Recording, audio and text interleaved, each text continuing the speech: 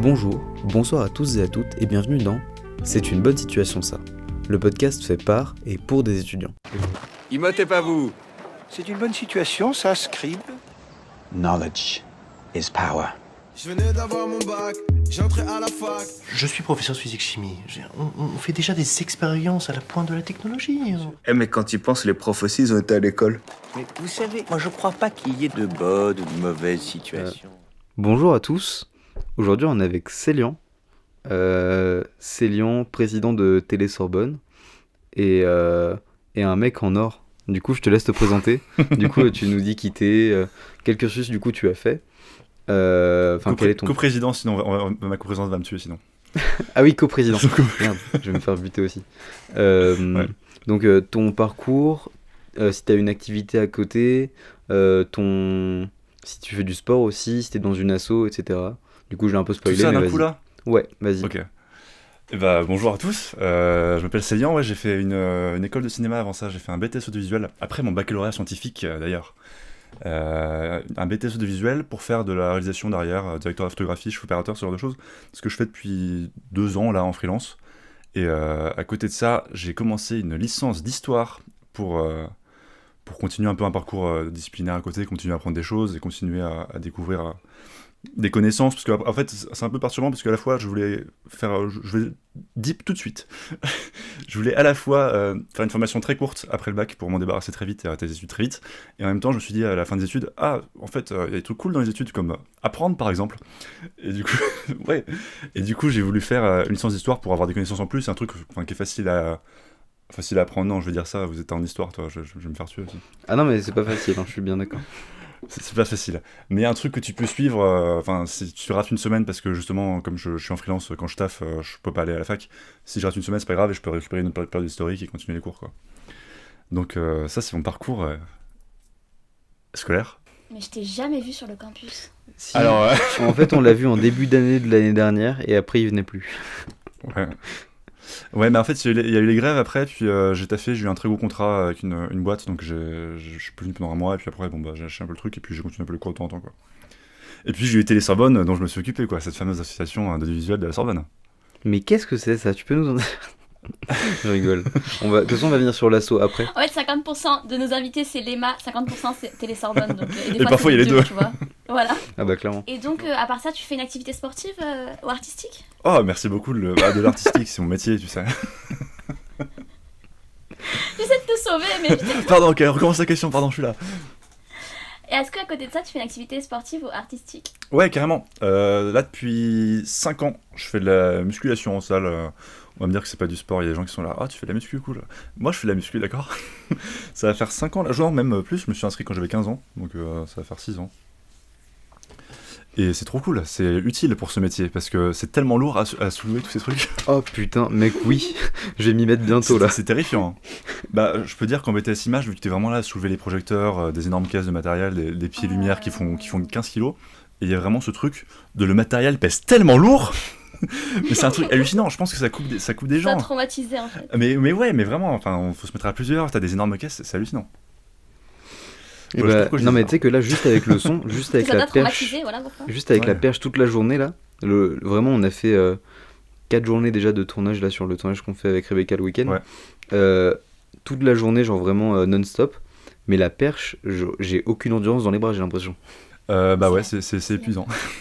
Donc en tout cas, la musculation, ça m'arrange parce que ça me permet enfin, tu sais, en plus en freelance, t'as ton matériel à toi, tu peux te trimballer partout tout seul. Heureusement que je fais du sport parce que sinon je pourrais pas. Ah mais clairement je vais m'y mettre là. Ouais. Sous la perche, tu tétanises très vite sur les bras. Tu En- m'avais pas dit que tu t'étais mis à faire?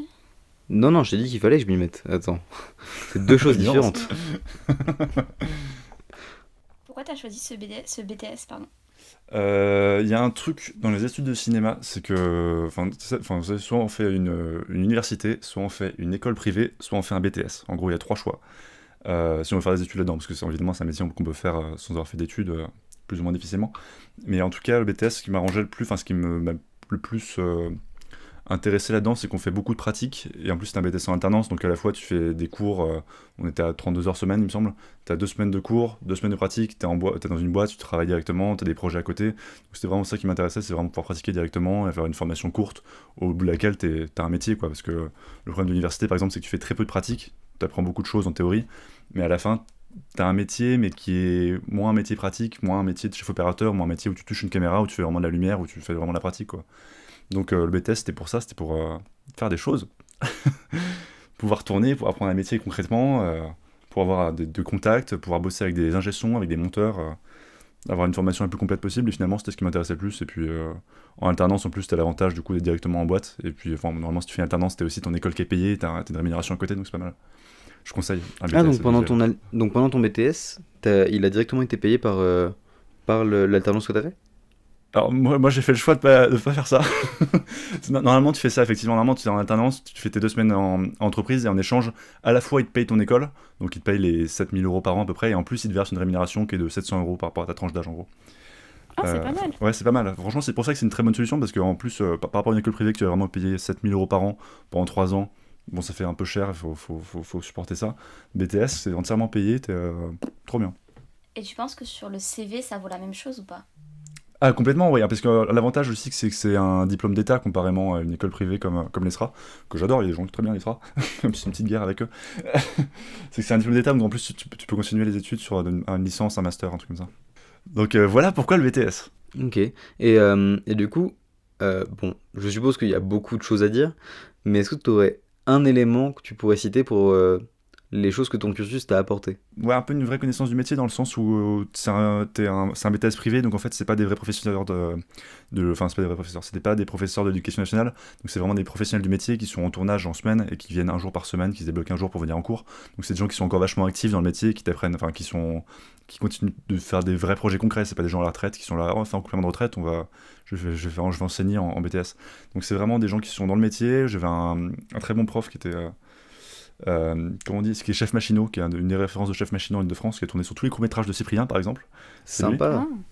Et il est trop bien, et le mec vraiment fait ses tournages, et quand il a le temps, il vient avec son camion, il sort tout son matos, ses grues, tout ça, il nous apprend. Donc c'est vraiment un vrai truc professionnel. Et on te traite aussi comme un professionnel aussi, c'est l'avantage, c'est que c'est pas un étudiant comme tu peux dans une école, dans une autre école privée par exemple. C'est vraiment, t'arrives, les gens, enfin tes profs, tu bosses avec eux dans 2 ans quoi. Ok. Donc c'est plutôt cool. Ouais, c'est stylé quoi. Ouais, c'est Déjà un stylé, pied ouais. dedans. Tu me donnes envie de faire ça. T'as un gros pied dedans. Et dès la première semaine, fais ça. Dès la première semaine, c'est vraiment, vous n'êtes pas des étudiants, vous êtes des professionnels, parce que t'es en alternance, donc de toute façon, t'es un professionnel directement. T'as une image, tu représentes l'école, donc on te traite comme un professionnel. Donc c'est un truc qui est avec vachement d'autonomie, moi ce qui me correspondait parfaitement par rapport au fait que je voulais pas faire des études forcément très longues derrière. Donc beaucoup d'autonomie, beaucoup d'apprentissage, c'était parfait pour moi. Mais par contre, je capte pas parce que tu disais du coup que ça pouvait être en alternance et rémunéré par ton employeur. Toi, du coup, t'as dit que c'est Ouais. pas ce que tu as choisi de faire? Ouais, en fait, t'as un nombre de semaines à valider sur donc 2 ans d'études, un nombre de semaines de stage d'entreprise.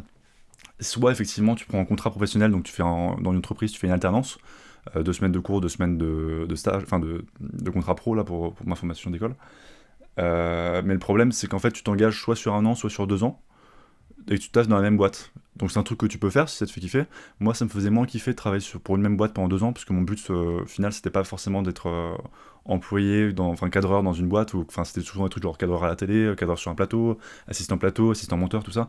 Moi c'est moins ce que je voulais faire à la sortie d'école, donc ça me dérangeait un peu de me bloquer pendant 2 ans là-dessus. Donc j'ai plutôt préféré faire des stages en fait, et profiter de tout ce temps libre, entre guillemets, sur ce mois, parce que t'avais 2 semaines de cours et t'avais 2 semaines de libre, pour faire le nombre de stages que je devais faire, donc dans des trucs différents, dans des boîtes. J'ai fait chef opérateur pour le barreau de Paris, j'ai fait chef opérateur, j'ai tourné à la Comédie Française, j'ai fait des trucs vachement sympas, donc ça faisait vachement de projets différents, tu fais des corps de métiers différents, trop cool, ouais. Ouais.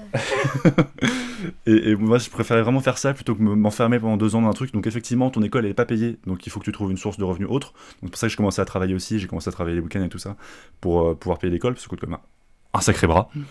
Ouais, 7 000 pour l'année, c'est comment ça.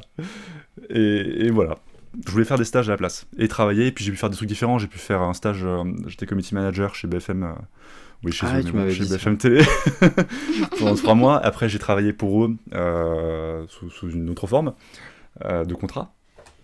Et donc c'était trop cool parce que j'ai une expérience de community manager alors que bon, j'ai réussi à me mettre dedans par un hasard complet parce que j'ai bien mis le tour en entretien. C'est une longue histoire mais je sais pas à quel point j'ai le temps de continuer là-dessus. T'inquiète, raconte. Parce qu'en fait j'ai postulé pour une dizaine de stages. Je pensais en tant que cadreur sur Profil Culture qui regroupe tous les stages dans l'audiovisuel. Et je me fais appeler par une fille au téléphone, elle me dit « Oui bonjour, c'est machin de la société là. » Je dis « Ouais, c'est vous ?» Très bien. Elle me dit bah du coup on fait un entretien demain. J'étais là, bah super, d'accord. Et j'ai jamais compris jusqu'au bout, jusqu'à dans l'entretien, je comprenais pas pour qui c'était. Donc j'ai pas pu chercher l'annonce après parce que j'avais postulé vraiment pour des trucs au hasard. J'arrive dans l'entretien, je commence à parler avec la fille, avec la dame qui était d'un certain âge. Je sors mes papiers, tout, mon CV, 2-3 trucs, et elle me dit du coup alors qu'est-ce que vous y connaissez en community management? J'étais là. MDR. Quoi? Alors en fait, comment vous dire? Je commence à improviser parce que j'avais fait 2-3 trucs avant. Et de plus en plus, je comprends. Elle me dit alors ce poste de stagiaire community manager, parce que bon, j'étais plus stagiaire à la fin. Et du coup, j'ai réussi à rentrer là-dedans par hasard. Et après, c'était mytho sur mytho dans la boîte pendant 2 semaines. Un truc horrible où je travaillais même pas, j'avais pas les accès au compte, donc je travaillais sur des captures d'écran. Un truc très long. Pardon? Et, quoi? ouais, c'est un peu particulier. Attends, en tout cas, ça c'est très bien quoi? passé ce stage. Mais pendant la première semaine, j'avais pas les accès, donc j'avais des captures d'écran de Twitter et tout ça, et je faisais d'autres trucs. Et puis en plus, j'ai un problème, c'est que j'avais pas d'ordinateur portable à l'époque, donc je travaillais sur feuilles de papier. Parce que, enfin, vraiment, c'est un Attends, enfer. mais du coup, tu très bien trafiquais des screens pour leur faire croire que tu bossais? Ouais, les premières semaines, ouais. Pour faire genre que j'avais une tâche, que je faisais un truc. Génial. Et j'avais pas d'ordinateur portable vraiment. Donc j'avais une tablette, avec un petit clavier, tu sais, et vraiment, je travaillais sur feuille. J'ai créé des trucs. Oh putain. Voilà. En L'angoisse. tout cas, faut faire des stages, c'était très sympa. La grosse angoisse, ouais, mais c'était très bien passé. J'ai fait 3 mois super et 3 mois après en plus. Putain. Ah bah franchement top. Hein. Et maintenant, c'est une expérience de community management, donc je peux chercher du taf là-dedans. C'est trop cool pour ça. Ça, c'est cool, ouais. Ah, ouais. Tous les tafs qui demandent d'avoir de l'expérience en amont pour pouvoir bosser dedans. Toi, c'est bon, tu l'as. C'est ça, et c'est le problème de l'université. Quand tu fais par exemple une école de cinéma, c'est que t'as pas d'expérience concrète à côté. Enfin, tu fais des courts-métrages, des trucs comme ça, mais t'as pas d'expérience en entreprise. Comme quand tu fais un master, enfin, t'as pas forcément je sais pas, si tu finis ton master d'histoire, t'auras pas d'expérience professionnelle Ah, clairement. en boîte, quoi. Donc t'es là avec ton diplôme et ils sont là, ah du coup tu postules et en fait t'as pas de valeur ajoutée, enfin t'as ton diplôme, c'est cool, mais t'as pas de stage, alors qu'à l'inverse dans l'audiovisuel, l'important c'est d'avoir fait beaucoup de taf. Ton diplôme, vraiment, on m'a jamais demandé mon diplôme, quoi. Alors que pourtant je l'ai obtenu. Et du coup là tu dis qu'en ce moment t'es freelance, du coup tu bosses pour toi-même et tu fais des projets sans taffer dans une entreprise en particulier. C'est ça, j'adore. ça fait 1 an et demi que je suis officiellement freelance et c'est trop cool parce que tu taffes sur un peu tout. Je fais du clip, je travaille pour la communication, je fais du film d'entreprise, je fais du court-métrage, j'ai fait un peu de films de fashion movie, des films de mannequins en agence de mannequinat opéra. C'était plutôt cool ça aussi. Donc vraiment tu choisis ton client, tu changes tout le temps, c'est trop cool. Justement, comment tu fais pour choisir ton client? Comment tu fais pour avoir du travail, simplement? Ça, en fait, c'est parce que j'ai beaucoup bossé à côté pendant mon BTS, parce qu'avec cette histoire de je veux pas faire d'alternance, je veux faire des stages à côté, je veux faire des tournages à côté, c'est vraiment une période de 2 ans où j'ai accepté tous les contrats possibles, où tous les trucs, ah tu peux m'aider s'il te plaît à tourner un truc, ah tu peux être cadreur et tout ça, et t'es pas payé pendant 2 ans, et t'es très content parce que c'est ta passion de faire ça au début. Mais au final, en sortant de l'école, directement, dès le premier mois où je suis sorti de l'école, on m'a contacté pour un assez gros contrat qui m'a mis très bien, enfin qui m'a carrément remboursé une année en un mois. Énorme. Quoi. Ouais, énorme. Stylé. Et les gens te rappellent, et vu que t'as bossé avec des gens gratuitement, ils savent que tu bosses bien, entre guillemets. Et puis là, pour le moment, j'ai eu beaucoup de chance, parce que depuis 1 an et demi, on a fait que m'appeler, et j'ai pas encore eu le besoin de démarcher. Ah stylé, ouais, tu t'es fait ton réseau en fait. Ouais, c'est carrément ça. Et après, t'as une plateforme, mais j'ai pas encore eu d'offre là-dessus. T'as Malte, qui est une très bonne plateforme normalement pour le visuel, où tu mets ton tarif jour et t'as des contacts. Et pas des question, contrats. est-ce qu'il y a besoin de faire une école pour se lancer en freelance comme ça, du coup? On t'apprend rien de ce qui sert à faire la freelance. Enfin, en tout cas, on t'apprend pas le métier de freelance dans cette école-là. Oui, non, je Dans veux dire, les BTS. toi, ce que tu fais en freelance, genre le métier de cadreur, chef Ouais. opérateur, t'as eu besoin de cette filière ou en soi, imaginons, bah, du coup, dans l'asso, la Télé-Sorbonne, les gens peuvent apprendre, Ouais. genre, la base vitale s'ils écoutent les formations et qu'on fait les formations. Pour potentiellement, s'ils ont le matos derrière et qu'ils font les tournages, être ok. Carrément. Je pense que dans le visuel, carrément pour faire ça, le seul truc c'est que l'autodidactisme, c'est quoi le mot? Ouais, C'est ça ça doit être ça. Moi, Ok. ici, on est ouvert à toutes les formes d'expression, t'inquiète. Bon, alors, l'autodidactisme, dans l'audiovisuel, à mon avis, ça marche à fond pour la freelance, pour tous ces genres de taf, mais juste pas pour la fiction. Parce que ça, c'est un truc qui est trop technique, t'as trop de corps de métier, il faut que tu saches travailler avec trop avec tes ingé son, avec ton assistant plateau, il faut que tu aies ton rôle prédéfini, faut que t'as trop de connaissances à avoir pour faire de la fiction, à mon avis. Bon, c'est beaucoup plus difficile sans avoir fait d'école, mais à mon avis, tout le reste, ouais, c'est possible sans avoir fait d'école, mais il faut être un peu motivé parce que ça t'apporte aussi à la fois un réseau d'avoir fait une école, ça t'apporte aussi des connaissances techniques, mais je pense que ces trucs-là, tu peux les acquérir autrement, mais ouais, c'est possible, à mon avis. Ok. Et il y a un truc aussi, je pense aussi que avoir fait une école, ça te rassure dans le fait d'investir dans du matériel, parce que si t'es moins, tu sais que tu peux travailler là-dedans, donc un investissement vu que c'est du matériel qui coûte très cher, à mon avis c'est plus rassurant. Je vois ce que tu veux dire. Du coup, comment vois-tu le fait d'être étudiant en France aujourd'hui en 2020 et que penses-tu de ton établissement d'enseignement supérieur? Oh, c'est trop dur pour vous. Je sais pas si c'est badant, mais par contre je peux dire que j'aurais complètement lâché moi si j'étais à votre place. Lâcher quoi? Merci. Les études. Ah oui. C'est impossible votre truc, ouais. Moi, Bah- je peux pas, j'aurais pas pu supporter. Moi j'ai besoin d'un cadre, j'aurais pas pu supporter ça. Bah mec, et là ça fait 3 semaines de cours depuis la rentrée, j'ai rien écouté. Aïe. Je trouve ça insupportable. Moi j'avais vraiment besoin d'un cadre, pas où on te prend pour un élève, mais au moins t'étais encadré quoi. Bah oui, d'avoir un minimum.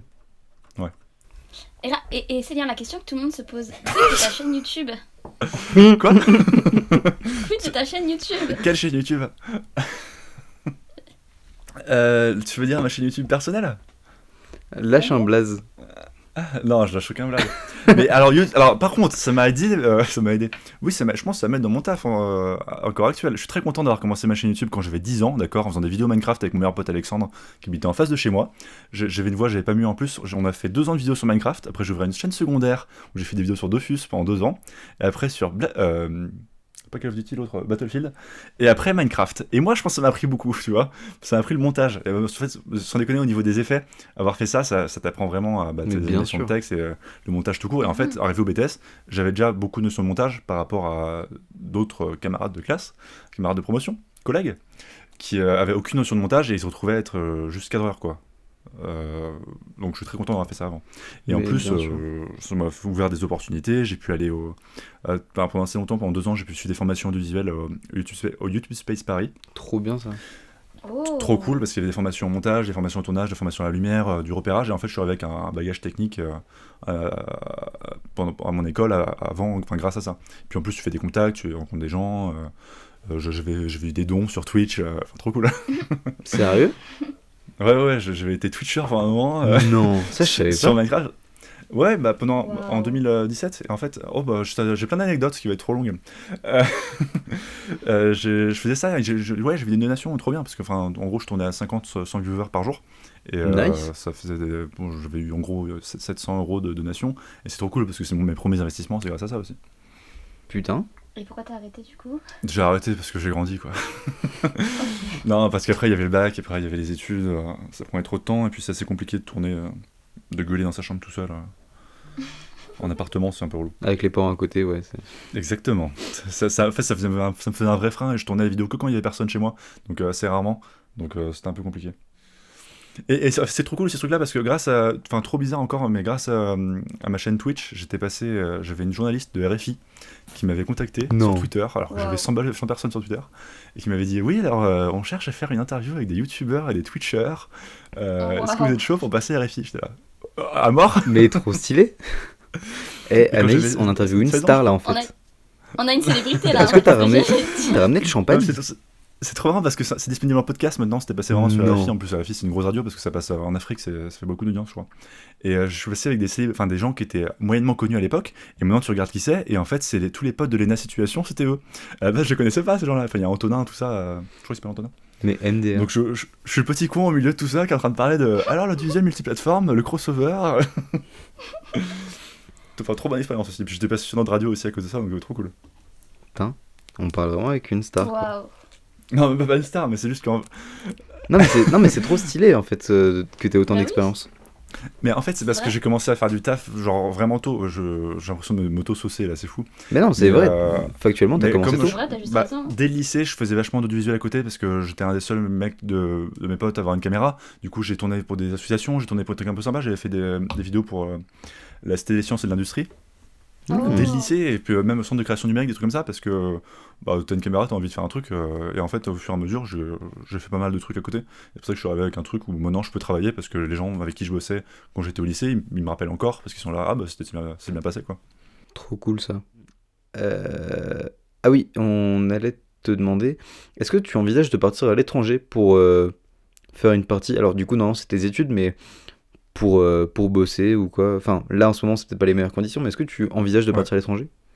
Carrément, j'aimerais bien partir d'ici, je sais pas, 1 an, 2 ans si je pouvais. En fait, j'aimerais bien faire déjà un stage en Corée du Sud, parce qu'ils sont ultra avancés sur la technique d'audiovisuel. Ouais. T'as regardé leur clip de K-pop là, Ouais. c'est un truc de malade. Ils ont du matos hallucinant, ils ont des bras robotisés, des trucs automatiques qui sont hallucinants. J'aimerais bien faire un petit stage là-bas pour avoir des connaissances en plus sur comment ils travaillent. Et en plus, au niveau de la photographie, ils sont assez forts, enfin, au niveau de la photographie et l'image.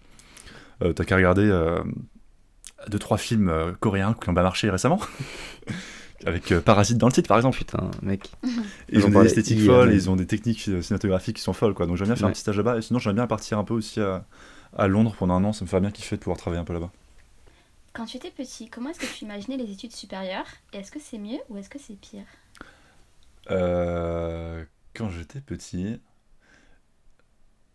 Quand j'étais petit, je m'imaginais à la fac en fait. Je m'imaginais bien faire une licence, un master, vivre la vie d'artiste pendant 5 ans.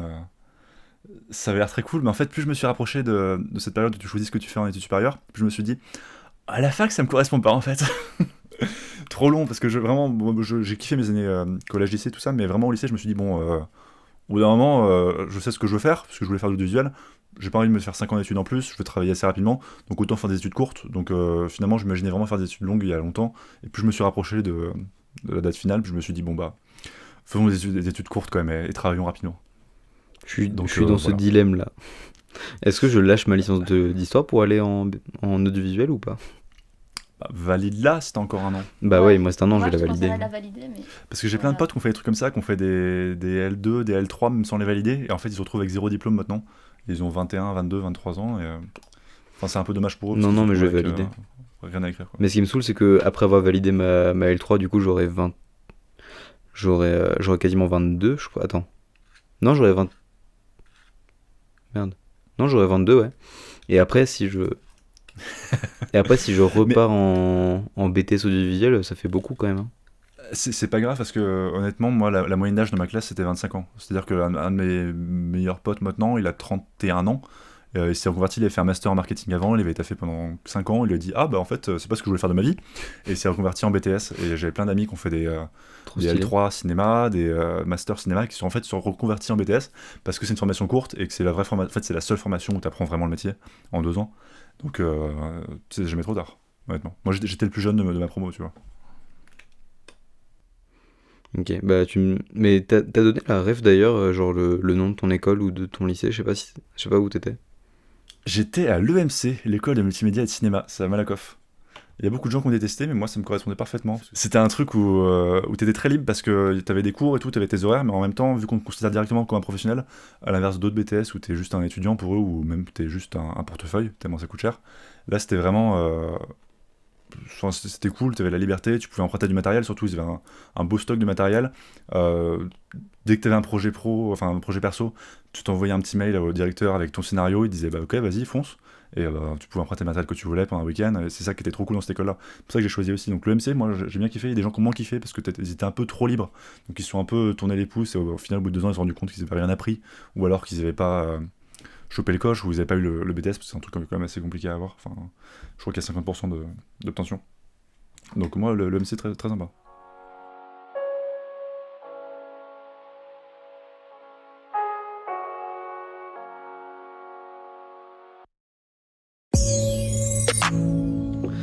Du coup là on a un jeu, on peut le faire maintenant Ouais. ou pas? grave. Trop bien, c'est quoi le jeu? Alors en gros, tu vois Combini Philo B2O? Ouais.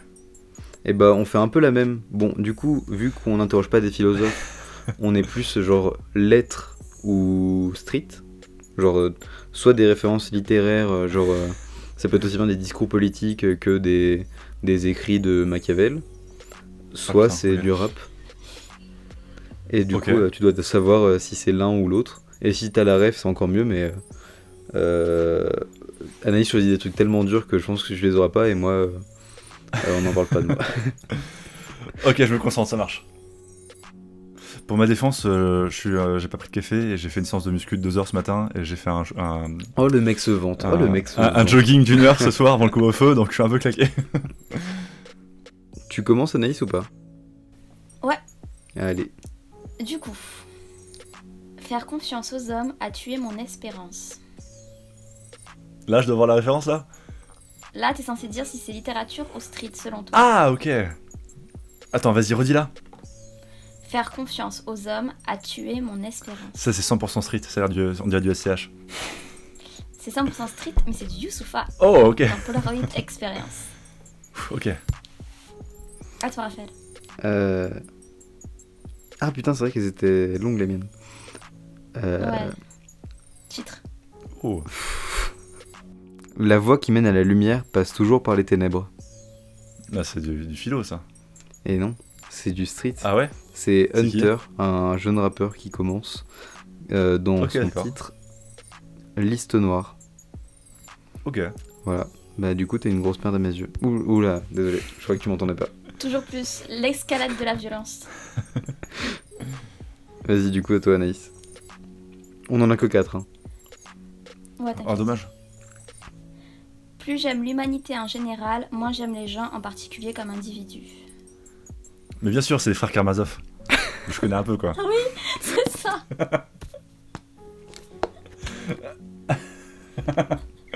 Alors, genre, ça va, merci. Waouh, le premier invité qui trouve. Waouh.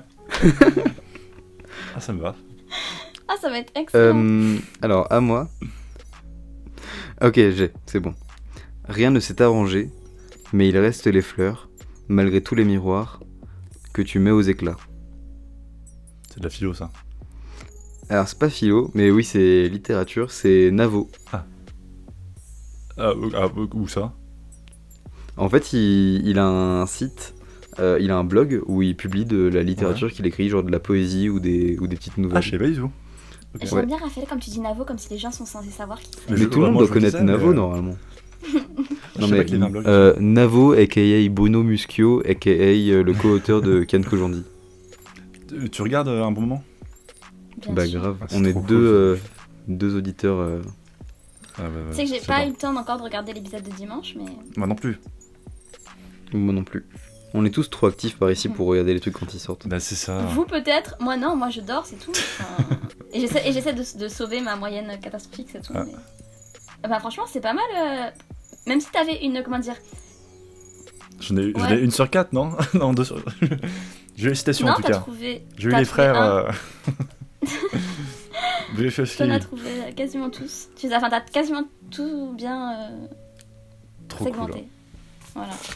Ce n'est pas le terme que je voulais, mais vous avez compris. Tu veux qu'on passe à la partie sur l'assaut, Raphaël? Allez, du coup, sacré BG. Askip, t'es coprésident dans une asso avec Joséphine qui est déjà passée dans notre podcast. Est-ce que tu Tout peux à nous fait. en parler plus en détail s'il te plaît? Carrément, je suis coprésident de Télé-Sorbonne, l'association de visuel de la Sorbonne. On est un média étudiant. Fais J'ai pas comme mon si tu speech faisais la pub de parfaitement. l'asso s'il te plaît. Non, ouais, coprésident de Télé-Sorbonne, qui est une association très cool d'audiovisuel de la Sorbonne. On est je crois qu'à mon avis, on est une des plus grosses assos d'Île-de-France étudiantes d'audiovisuel, parce que j'ai pas l'impression d'avoir trouvé d'équivalent. Donc, très cool cette asso. Je parle de quoi de ça? Qu'est-ce que je dis? Bah qu'est-ce qu'on... Pourquoi et comment tu y es rentré? Ouais. Ouais, voilà, du coup, en fait, j'ai ce truc en freelance de à la fois j'ai énormément de temps libre et à la fois j'ai 0 temps libre. Parce que comme je travaille en gros, j'ai un gros contrat par mois, enfin un gros contrat en termes de moula. De thunes. J'ai un gros contrat par mois, slash tous les 2 mois, et en fait le reste du temps, en tout cas l'année dernière, c'était ça, c'était du temps libre. Donc c'est du temps à la fois qui est libre parce que t'as tout ce temps où tu ne travailles pas, t'as pas des horaires de bureau, mais en même temps c'est du temps où t'acquiers d'autres compétences pour ton taf derrière. Mais je me suis retrouvé à avoir ce temps libre de sortie d'école, parce que je sortais de mon BTS, je sortais d'un très gros contrat aussi, donc je savais que j'allais avoir 3-4 mois de temps libre, et je me suis dit, quitte à rentrer à la Sorbonne, vu que je venais d'entrer en licence d'histoire à la Sorbonne, autant entrer dans une association. Et en fait j'ai trouvé sur Facebook qu'il y avait une de mes potes qui a liké une publication de Télé Sorbonne. Je lui ai fait mes entretiens, j'ai été pris, et dès la première semaine j'ai dit à la présidente, l'année prochaine j'aurai ta peau, j'aurai la présidence. Et me voilà. Du coup, elle est morte. Et voilà. Donc il a assassiné, hein. Et du coup, donc tu y es depuis l'année dernière, tu as déjà répondu. Et c'est quoi ton rôle précisément cette année dans l'asso? Enfin, du coup, on sait que c'est coprésident, Ça mais consiste en quoi qu'est-ce qui signifie ce rôle? Ouais, même pour répondre à la question d'avant, j'ai oublié de dire ça, c'est que du coup je voulais entrer dans cette association parce que sur ce temps libre, je voulais continuer à faire de l'audiovisuel à côté, je continue sur des projets personnels de toute façon, mais avoir aussi ce truc de on est ensemble, on fait des projets à plusieurs, être constamment dans l'audiovisuel, avoir constamment une opportunité de faire quelque chose, du reportage, continuer à se développer là-dessus et faire des contacts aussi, faire des amitiés comme toi, Raphaël, par exemple. Il y a beaucoup trop de love dans ce podcast. et du coup, la prérogative du président. Et je voulais faire ça aussi pour partager aussi des connaissances que j'ai pu avoir, parce que c'est des écoles qui sont assez chères, ce que j'ai fait. Et pouvoir donner des formations, des trucs comme ça, pouvoir... c'est une grande famille l'audiovisuel, alors qu'on ait tous l'opportunité d'apprendre à faire de l'audiovisuel et qu'on puisse tous en faire ensemble. Donc aussi moi aller sur des groupes et apprendre à des gens à faire des trucs, c'est trop cool.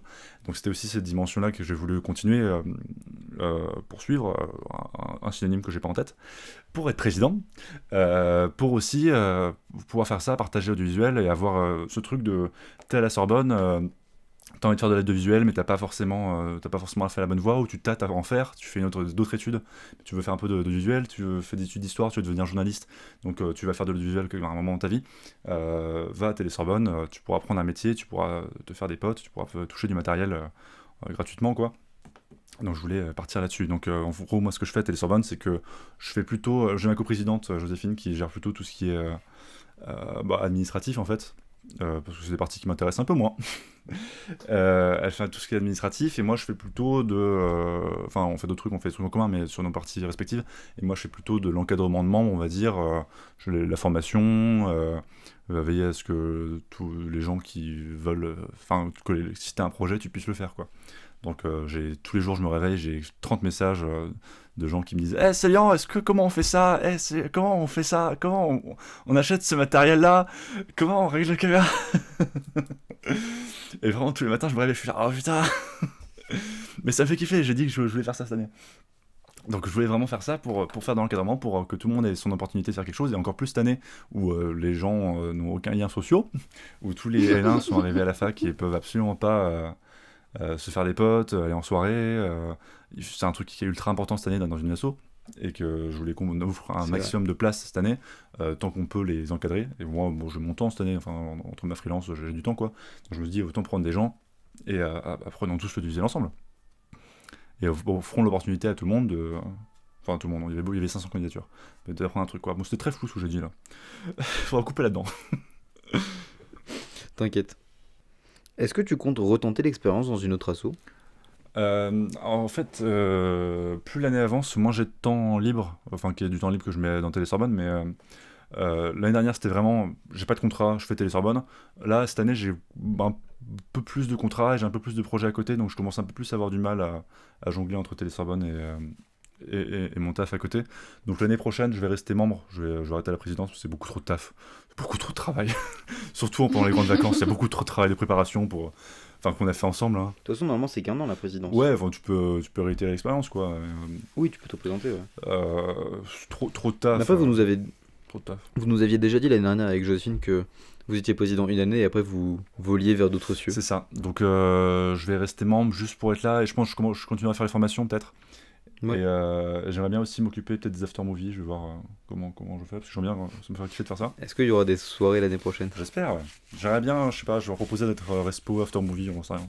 Ou formation, on sait rien. C'est quoi after-movie pour les gens qui comme ça ? C'est ça. After-movie, en fait, c'est les films qu'on fait, enfin les vidéos qu'on fait, qu'on monte, qu'on tourne pendant les soirées, pendant les événements étudiants, en fait, pas que les soirées même. C'est ça. J'aimerais bien faire un peu plus de ça l'année prochaine, m'occuper vraiment de ça. Comme ça, je pourrais aussi en faire à côté, moi, pour du taf, et dire à une boîte, regardez, enfin une boîte de nuit, regardez ce que je peux faire à une soirée.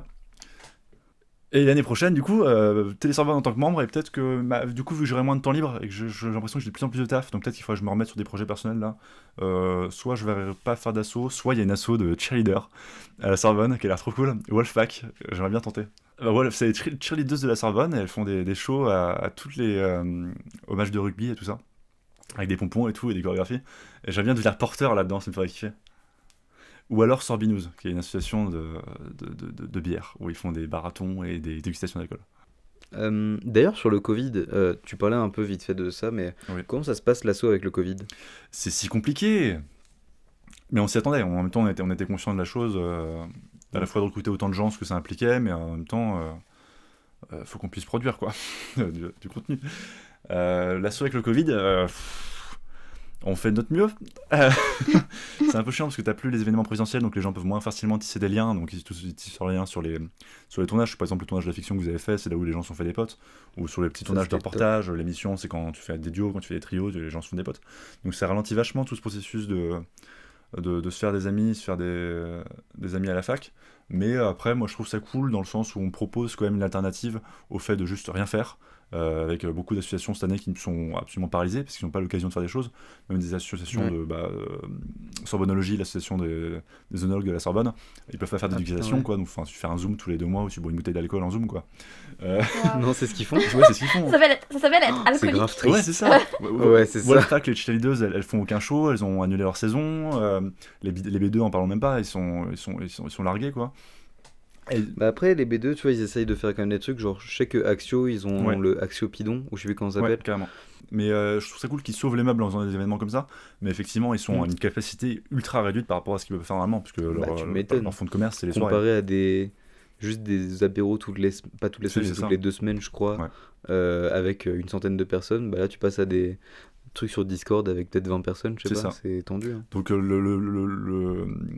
l'objectif de cette année, c'était on est l'une des seules assos qui peuvent fonctionner.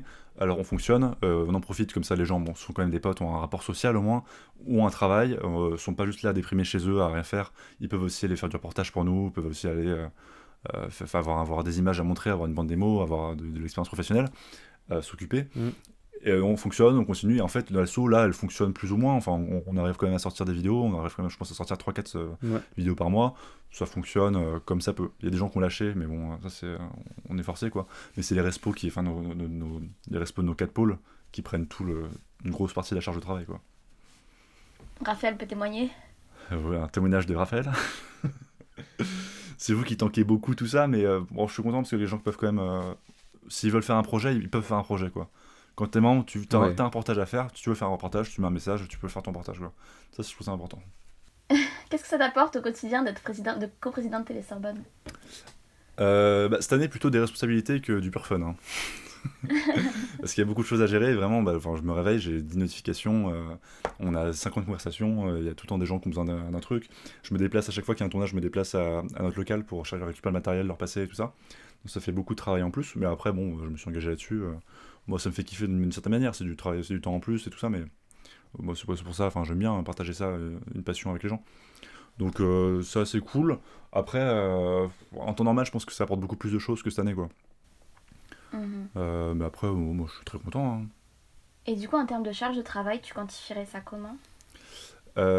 C'est une grosse charge de travail, étrangement, parce qu'il y a, entre l'élection du nouveau bureau, donc mon élection cette année, en juin, et l'arrivée des nouveaux, donc en octobre, il y a une période du coup je calcule très vite, de 4 mois. Il y a beaucoup de taf sur ces... Il a fait S. J'ai fait un bac S. Waouh. Il y a beaucoup de taf sur ces 3-4 mois parce qu'il y a beaucoup d'administratifs en fait à faire. On engage des gens aussi parce que je trouve ça important qu'on engage des gens parce que si on a les moyens d'engager des services civiques, donc ça offre du taf à des gens, encore une fois. Donc moi je suis très content. Plus j'offre de taf à des gens, plus les gens ont une valeur ajoutée à être à Télésorbonne et ont une valeur ajoutée à travailler pour nous, à produire des trucs, plus tout le monde est content quoi. Donc mon leitmotiv c'est ça. C'est plus on engage de gens, plus je suis content. Le gars, il est tellement Startup Nation, il a dit mon leitmotiv. Mon leitmotiv, effectivement. Ma Madeleine de Proust, après, je veux dire. Non, mais je t'aime. Et donc, beaucoup de travail, parce qu'il y a beaucoup d'administratifs pour engager des gens et tout ça. Donc, heureusement, j'ai Joséphine, ma coprésidente, qui décharge beaucoup ce taf d'administratif. Il y a aussi Inès, notre secrétaire générale, qui fait beaucoup aussi. Donc, il y a beaucoup de travail là-dessus. Jusqu'à octobre, en gros, il y a l'arrivée des nouveaux. Et après, honnêtement, il y a beaucoup moins de travail. En tout cas, c'est pas une charge de travail brute où t'es là. Il y a un mois, en gros, en septembre, où j'ai vraiment fait quasiment une 35 heures semaine pour Télé-Sorbonne parce que t'as tellement à gérer, t'as tellement d'entretiens après pour les services civiques et t'as tellement d'appels à passer avec n'importe qui, des professeurs à voir. Pour les subventions, il faut aller voir les présidents des facs et tout ça. Donc c'est un très gros travail là-dessus. Mais après, à partir de là, à partir de l'arrivée des nouveaux, comme on a un système un peu pyramidal, entre guillemets, où la charge de travail au fur et à mesure se réduit, quand on est en une situation normale de travail, c'est beaucoup les respos de chaque pôle qui prennent sur eux, qui prennent l'encadrement des membres. Donc c'est les membres qui sont dépendants du respo, les respos sont entre guillemets dépendants du bureau, donc double présidence et trésorier secrétaire. Donc moi ça va, c'est juste que vu que j'ai ce rôle aussi dans l'asso, vu que Joséphine m'a beaucoup déchargé sur l'administratif, moi je m'occupe des membres entre guillemets je dis beaucoup entre guillemets, entre parenthèses, sur l'année. J'ai beaucoup de contacts avec les membres qui m'envoient souvent des messages, quoi, mais après c'est un truc qui me fait kiffer aussi, donc c'est pas une charge de travail monumentale, c'est juste constamment prenant dans le sens où t'es tout le temps sollicité. Voilà. Comment tu fais pour récupérer, par exemple, quand tu as récupéré le rôle de coprésident, comment l'ancien président vous a expliqué ce que vous devriez faire? Comment ça s'est passé? Donc il n'y a pas vraiment de passation dans ce sens-là, mais en même temps, vu que assez tôt dans l'année, je savais qu'on allait être élu président, il n'y avait pas trop de surprises, quoi. Et que j'étais très souvent, vu que l'année dernière j'avais beaucoup de temps à consacrer à Télé-Sorbonne, j'étais très souvent dans nos locaux, j'étais très souvent sur les tournages, j'étais très souvent avec eux, avec le bureau, tout ça. Finalement, tu vois le travail qu'il y a à l'année, et puis après, tu as des trucs qui s'ajoutent en plus. Mais il y a aussi des trucs que tu découvres, par exemple l'histoire de gestion de projet, donc des groupes qu'on encadrait, des groupes d'étudiants qu'on a encadrés. Ça, je l'ai appris d'un appel de la prof la veille. Elle m'a dit: ah, du coup, vous venez demain pour encadrer, faire une présentation devant les 2 classes, pour encadrer les 10 élèves. Et j'étais là: bien sûr, oui. Je viens, où ça? Vous êtes qui? C'est beaucoup de découvertes comme ça, mais en même temps, bon, bah, c'est marrant aussi. Et voilà. Donc c'est une passation qui n'a pas été faite, mais qui s'apprend sur le tas, quoi. Et puis après, c'est du relationnel, hein, parce que tu rencontres, le gros taf normalement des présidents, c'est d'aller voir les présidents des autres assos, d'organiser des trucs, machin. Bon, c'est du relationnel, et puis voilà. J'adore comment on dit relationnel pour dire grosse soirée avec tout le monde. Non, mais j'ai des réunions avec tout le monde, t'es fou. Moi, je vois des gens avec des costumes, en fait, c'est pas ça. J'ai eu des réunions avec tout le monde, j'ai eu des réunions pour les subventions, j'ai rencontré tout le monde, j'ai eu des réunions avec Paris-Mu, j'ai eu des réunions avec Before, j'ai eu des réunions, il y avait que ça. Ah, t'as eu des réunions avec Paris-Mu et Before? Ouais. Avant, dès qu'on a été élu, pendant les 2 mois, en fait, on a fait plein de réunions de tous les côtés, quoi. Qu'est-ce que vous Oui, c'est vrai, ça.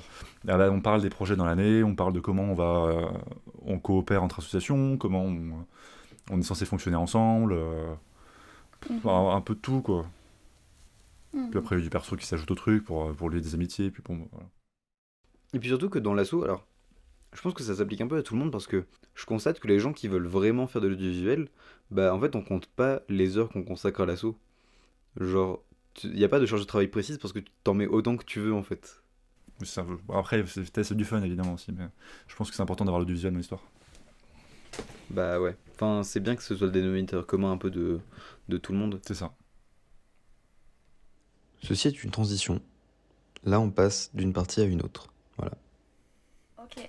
Est-ce qu'il y a une série, une musique, un livre ou un film par lequel tu te définis? Wouah! C'est pas obligé de faire un pour chacun. Est-ce que tu as un contenu culturel par lequel tu te définis? C'est pas forcément ta musique ou ton film préféré. Hein. C'est... Wow. Ah, j'ai une bonne question, hein. Ouais, je sais. Merde. Écoute, on est des boss, je crois. Bah ouais. J'irai pas jusque dans ces excès. Anaïs, on peut se taper dans les mains à distance? Ouais. Yes, il y aura un clap là, tout de suite. C'est compliqué. Mec, je sais. Vas-y. Tu sais qu'est-ce que c'est le contenu qui te définit? C'est quoi? Ce serait pas Clap? Voilà. Clap, la magnifique chaîne YouTube lancée par... On en a pas du tout parlé, frère. Il faut en parler. Attends, c'est bien que tu aies ramené ça. Ah, c'est vrai, alors parlons-en après. Explique un peu, vas-y. Clap là tout de suite? Ouais, vas-y. Alors, ouais, vas-y en vrai. Clap, c'est une nouvelle chaîne YouTube, un nouveau média où en gros c'est des concepts réguliers avec des intervenants qui changent. Donc c'est-à-dire, par exemple, en gros c'est du copier-coller d'une chaîne américaine qui s'appelle Cut. qui fait des super contenus comme ça. C'est des trucs qui sont très propres, c'est une grosse production derrière, c'est des trucs qui sont très calibrés, mais avec des gens qui changent. Par exemple, 100 étudiants répondent à une question, bah, t'as 100 étudiants qui répondent à la même question dans un épisode, l'épisode d'après c'est 100 autres étudiants, t'as un concept où c'est 2 personnes qui se livrent des secrets, bah, l'épisode d'après c'est 2 personnes différentes. En fait c'est toujours les mêmes concepts, c'est toujours les mêmes boîtes, mais c'est des gens différents à l'intérieur qui créent le contenu en lui-même, c'est juste un concept de base. Et Clap, c'est ça, en gros, c'est un truc qu'on essaie de lancer cette année, que j'ai commencé à lancer là, il y a déjà 3 épisodes qui sont sortis sur YouTube, Clap, K-L-A-P avec un K parce que ça clap, et en gros, c'est ça. J'adore comment il a dit au moins 3 fois le mot comme si c'était un patron de Clap. Vous connaissez Clap ou pas? Et un livre qui me définit... J'aime bien Valérian, mais je sais pas si ça me définit. C'est quoi? T'aimes bien le film? Ouais, le film Valérian. De quoi Tu sais ça que je l'ai parle? détesté. T'as pas vu Valérian? Non, La je plus sais pas grosse c'est quoi. production audiovisuelle d'Europe. Je ne sais pas. 120 millions de budget et 150 millions de budget en communication. Ils ont fait un film à 300 millions, ils l'ont jamais rentabilisé. Ça a coulé Luc Besson. Mais ils ont fait de la merde. Non, il est Attends, fou. et c'est ça qui te définit? Moi j'adore. Mec, c'est ça qui... C'est triste si ça te définit parce que J'adore ça Valérian, a t'es coulé fou. quand T'as même. vu la BO? Vous m'expliquez de quoi ça parle? Alors, en gros, il a essayé de faire un space opéra français, Luc Besson. Ouf. Il a réussi à faire son space opéra français. Ouais, moi je dirais qu'il a essayé parce que vraiment la Rihanna en 3D chelou de monstre là, dégueulasse. Non, Valérian, c'est trop cool. Ouais, c'est un film de science-fiction français. C'est un espèce de blockbuster européen, quoi. Avec des acteurs, enfin avec Cara Delevingne et. Je sais plus comment il s'appelle l'Australien là. Ah mais voilà, c'est pour ça que tu kiffes Scarlett de Levin. Oh, C'est putain, bon, je t'ai bah. percé à jour, c'est bien. Non, le film est très cool, les VFX sont très cool, et puis c'est du 100% français au niveau de la technique, donc moi j'adore. Et c'est cool parce que moi je trouve que Luc Besson c'était le seul réalisateur français qui te fait rêver, où t'es là, ah ouais, tu peux avoir une carrière comme ça. Et tu peux faire ça. Parce que C'est vrai que- qui à part lui c'est peut vrai faire que ça par hein. contre- Qui peut faire Valérian à part Luc Besson, quoi. Personne en Europe est capable de le faire. Là. Ouais, mais Valérian pour le coup c'était vraiment pas ouf. Moi j'ai bien aimé. Enfin, moi vraiment j'ai pas C'est trop sorti apprécié, quand mais par exactement? contre, C'est sorti en août je crois que c'est 2000. 2017. Ah, peut-être. Le 26 juillet. Ah, bah voilà. T'es de tête là? Non, je suis en train de T'es fort. regarder. 26 juillet 2017. Ok, ouais. Voilà, donc on va dire que ça me définit, mais moi j'aime bien celui-là. Ok. En fait, plus tard, t'as envie de faire des grosses productions à l'américaine, mais en le faisant à la française. En quelque sorte, ouais, je pense qu'il manque un vrai truc dans le cinéma français. Allez, on part sur 2 heures de discussion, c'est parti. Ah bah, le genre dans le cinéma français, on en parle. Hein. Mais il y a un gros problème dans le cinéma français, mais après qu'il y a un problème systémique, c'est un truc qui arrive de très loin, qui fait que on a une telle manière d'écrire, on a telle manière de tourner, on a des problèmes très français C'est d'avoir sorti- des conventions. C'est sorti quand ça? De quoi? 2017. Valérie. Ok. Valérian 2017, ouais.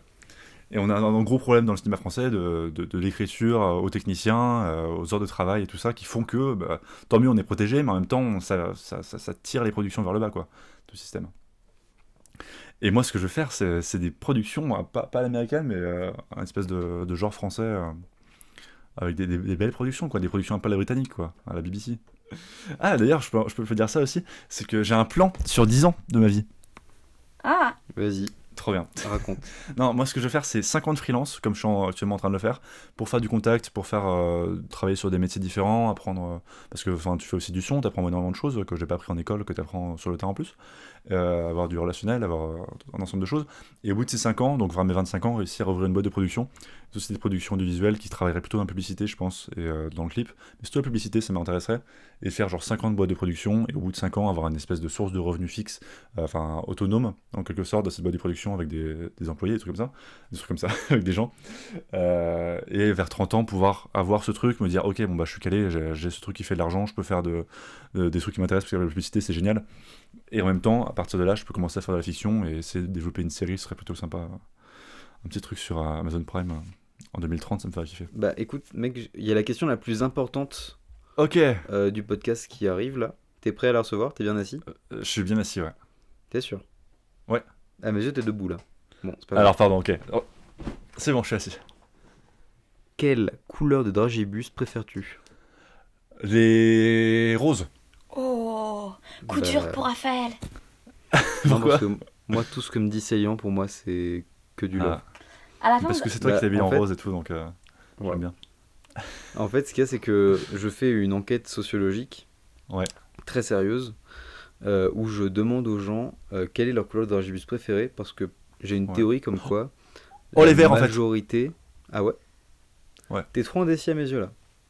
Pardon, vas-y.